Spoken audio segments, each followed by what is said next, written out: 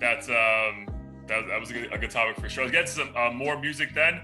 Definitely looking forward to those drops, but to a drop that was dear to us here in Audio Theory and rocking the classics only snapback right now. Our boy, Just Adam, dropped his EP, Classics Only. I think 6 or 7 tracks. So before we get into Heat of the Week, let's just do a little quick review on the album, man. What were your thoughts on it? Yeah, I thought the album was phenomenal, or EP, I should say.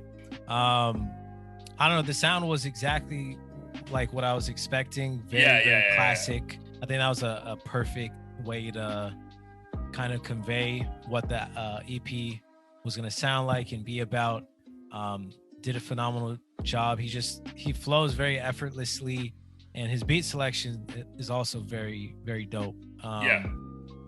It just has a very calming, unique vibe that I feel like I'm not getting from any other artist I can think of at the moment. I'm sure there's some comparisons you might be able to draw, but just as an artist, like, he's definitely someone who I think has a bright future in this space, especially he's so young. He's like he's so young, 25. Yeah, and tapping into a market I feel like isn't oversaturated, doesn't quite exist, and it seems like he's getting a lot of love and gaining traction. So shout out to him. I've no doubts that he'll continue to produce great work, so long as he sticks to his truth and the kind of music that he actually wants to make. Like his intention, it seems very clear, right, to use that word again in this episode, on like every single track. And he sounds like someone coming even further into his own, as well as being fully aware, like, yo, I'm the shit. So we can go into like a couple deep dives here, but like there was a line that I think he had on Been Ready, the first track on the EP, that he's like, labels making me an offer, but looks more like a bid. And it's like, bro, like, I don't need this shit, dog. Like, I'm not begging for this right now. So that was cool, right? Because that's it's one thing, back to our point about Megan, like, to feel a certain way as an artist, but it's another thing to have the skill and talent to verbalize that in a very catchy, entertaining kind of way, right? So that's a gift in itself. So that was dope. Another line, dude, that was fucking clever as shit. Because you can see it's not just like one line, it's like multiple things, but then it's like all cohesive. When he's like, my girl told me to lay down, and I'm like, oh Lord, or something like that. And then he's like, the next line's like, the devil on my shoulder always trying to tempt me, but I got God in me. And I'm just like, bro, like, how did you go from all that like so quickly and so effortlessly? That shit was like fire to me, dude. So that was that was super dope. Yeah, and from our conversation with him, it was very clear that he isn't in this to, like, be Drake level famous and have all the money in the world and shit. I mean, he even talked about, like, he said something about not getting the Bentley and being cool with the Chevy or something. Yeah. So it's very clear that he knows his worth. He's in it for the music and not, just to be like, oh, I signed to this label and got like a $50K advance or whatever. Like, he has a clear mission, and he wants to play the long game and kind of build his brand. Clearly, like, he has the merch and everything that I think he spent a lot of time with. And I feel like if he continues down this path, it might be longer than doing the TikTok-y shit, but it'll be worth it in the end, because he's staying true to his brand. Yeah, exactly. He's true to his brand, but like, even on a couple of tracks, you see he wants to be true to himself, but is also not afraid to say, I do want the lavish shit. I'm just not willing to compromise. Pretend. Yeah, I'm not going to compromise, and I'm not going to pretend to have it now when I don't. Right? I'm not going to, I think the line is like, I'm not going to lease this shit just to say I have this shit, kind of thing. But I don't remember the exact track. I mean, I can just pull it up real quick. But there is one track on Been Ready. I think maybe it's No Chance.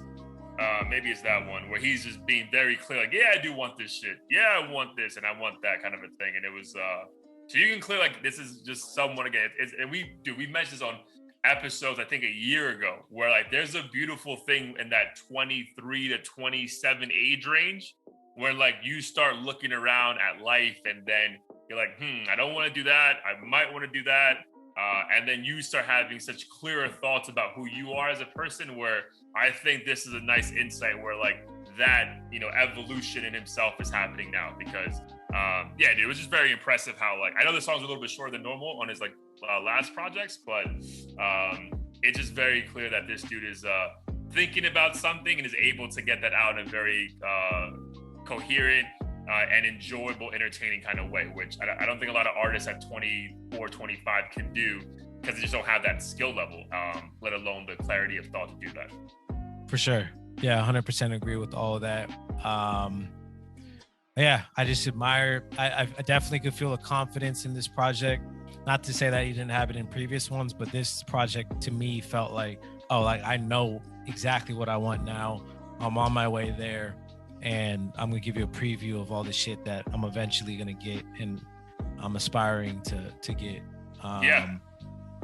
And yeah, I just thought it was dope.